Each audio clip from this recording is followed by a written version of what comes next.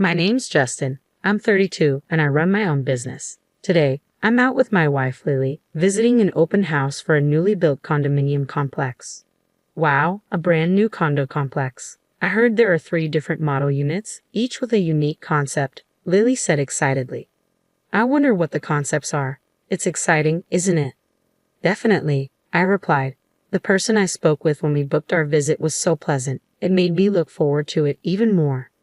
We were buzzing with anticipation as we headed to the property. The area, recently revitalized, was becoming increasingly popular and quite a crowd had gathered for the open house. Excuse me, we had an appointment for the open house, I said as we approached a sales representative standing by the condo. He turned around with a pleased look on his face. Ah, you two are here for the tour? But then his expression changed. The salesman frowned and stared at us rudely, even though we weren't dressed inappropriately or anything. He sighed heavily and jerked his head toward the entrance. Please, go this way. Thank you, we said, a bit taken aback by his strange behavior.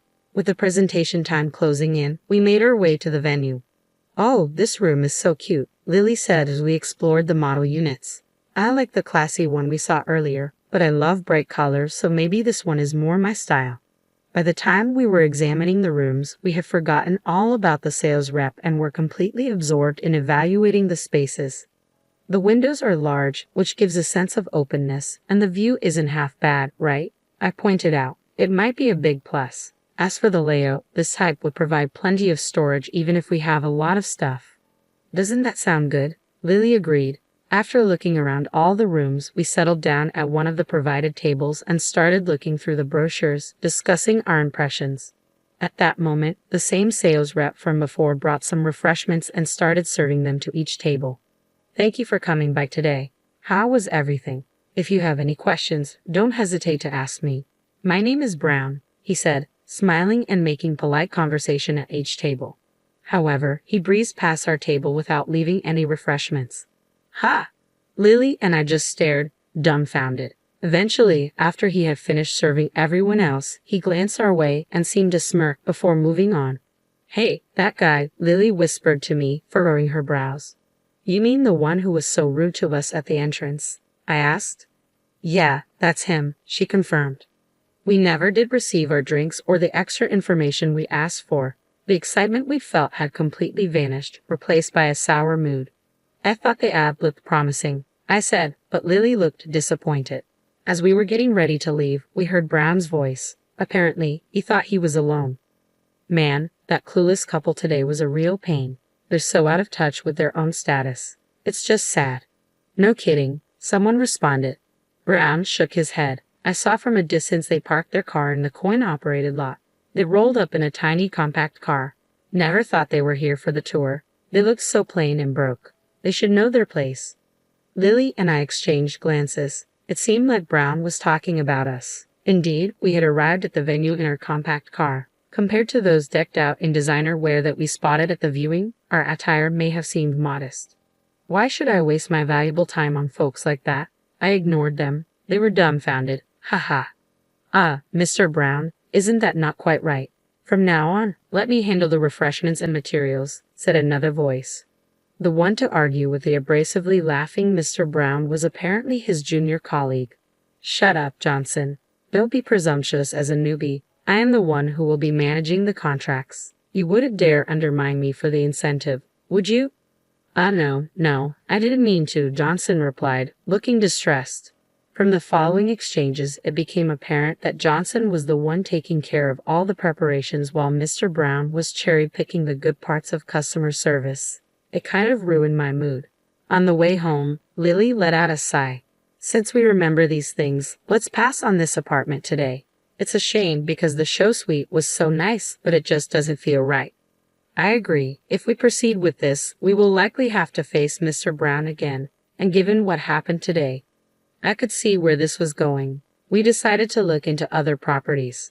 After discussing it for 2 weeks, Lily called me over. Justin, what do you think about this property? She asked, pointing at the PC screen. It's a bit over budget, but I'd like to go and see it. Only a few units left, huh? You're weak for these marketing phrases, Lily. You always end up buying things that say limited edition, even sweets. As I teased her, she laughed and said, Don't compare it to suites. We quickly clicked on the button to book a viewing. However, the day of the viewing brought back the nightmare. It happened when we arrived at the venue and tried to get the documents.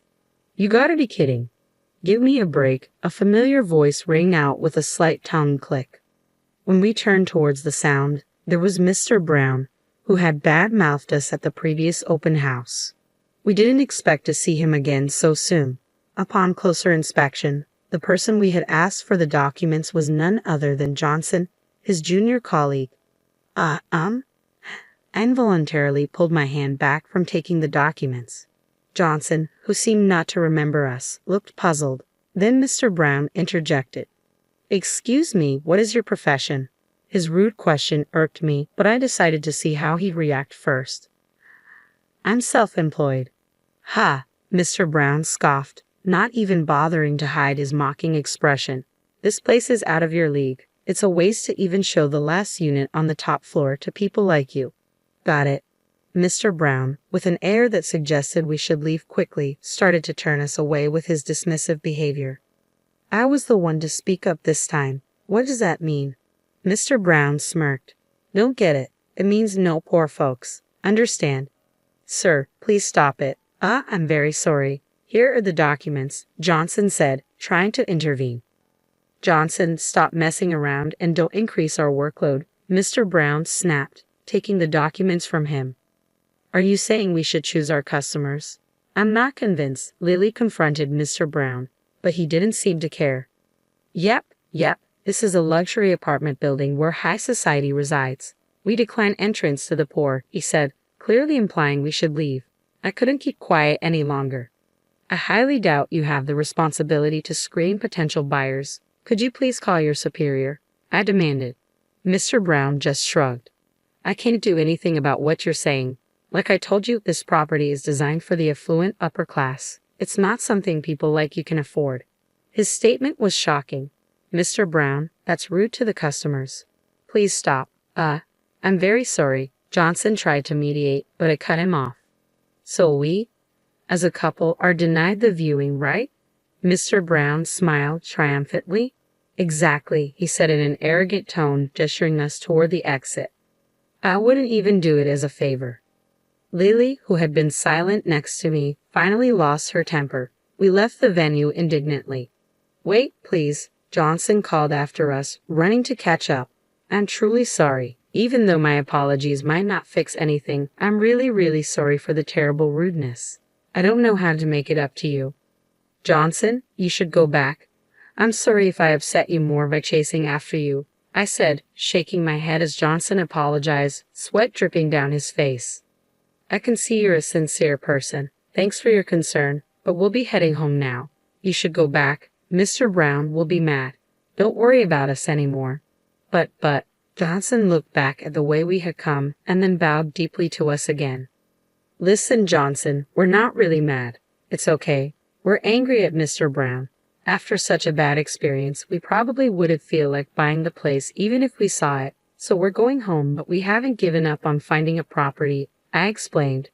Lily smiled and added, I don't want to see Mr. Brown again, and I definitely don't want to buy a place from someone like him. But if we get another chance, I'd like you to be in charge. Can you do that? Yes, of course. I'll make sure to show you our best property, Johnson said, bowing politely again.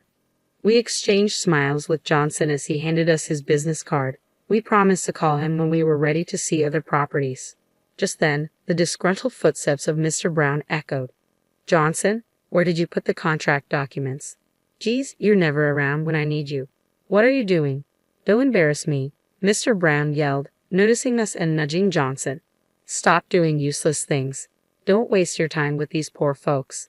There is no gain, not even a cent, or should I say a penny. Now hurry up and get those documents. Got it? With that, Mr. Brown grabbed Johnson by the scruff of his neck and started to drag him away. Hey, quit the rough stuff, I shouted with conviction. Brown let out a snort of laughter. Are you still here, poor man? Ah, is that you? You don't like being told you're poor, so you're pretending to be free? Go home early and work hard. He waved his hand dismissively and continued to drag Johnson away. Hey, Justin, I'm about to reach my boiling point, Lily said, clenching her fist. Me too, I replied, feeling just as angry. I wholeheartedly agreed. About an hour later, during the drive home in my favorite compact car, a call came in on my smartphone. I asked Lily to answer it. From the phone, now on speaker, came a pleading voice. "Ah, sorry, can you come back right away?" The voice had changed, almost like a different person, but it seemed to be Mr. Brown. "What can we help you with?" Lily asked. A hurried reply followed. There's something I want to tell you. We don't want to go back to you. What do you want to say? You can tell us over the phone. You sound so haughty. No, nothing. Can you please calm down?" Lily coldly brushed him off. There was a hint of anger in Brown's voice again, but for some reason, it quickly returned to a flattering tone. However, Lily showed no mercy. "Well, remember how you said we wouldn't gain even a penny by dealing with you? This call is a waste, so goodbye." But wait.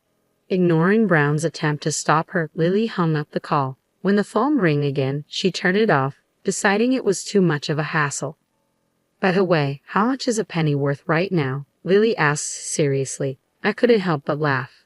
"I think it's about 0.03 cents in Colombian pesos." 0.03 cents, huh? You know a place with a lower rate? If it's Indonesian rupiah, I think it's about 0.09 cents. Then Lily started imitating Brown. Not even a penny to gain by dealing with the likes of us. Or rather, not even a rupiah. Hey, do I sound like him? Who's smarter? "Both are kind of so-so, Justin," I replied, laughing. And so we chatted away, enjoying a quick lunch before returning home. Then we spotted a figure in front of a certain garage. "Hey, Justin, sorry for the trouble of coming back with your car," Robert called out. "That's fine, but you brought them both here. We had no idea this was going to happen, and we're having a meal. Sorry, did we keep you waiting too long?" "No, not at all. I'm the one who should be apologizing here. Hey, don't just stand there like a lump." "Ah, what?" The one being threatened and shaking with fear was Brown, who had called us poor. Next to him, Johnson looked bewildered, feeling sorry for him. I decided to reassure Johnson by revealing the truth. "Johnson, relax. It's okay. Robert, the vice president of this company, and I are college buddies." Both Johnson and Brown's eyes widened in surprise.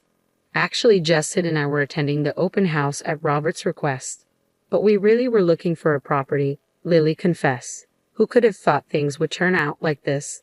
Johnson looked flustered, while Brown stared at us in disbelief, as if to ask what we meant. We asked Justin to dress casually for the viewing, and we arranged for him to use a small car we prepared.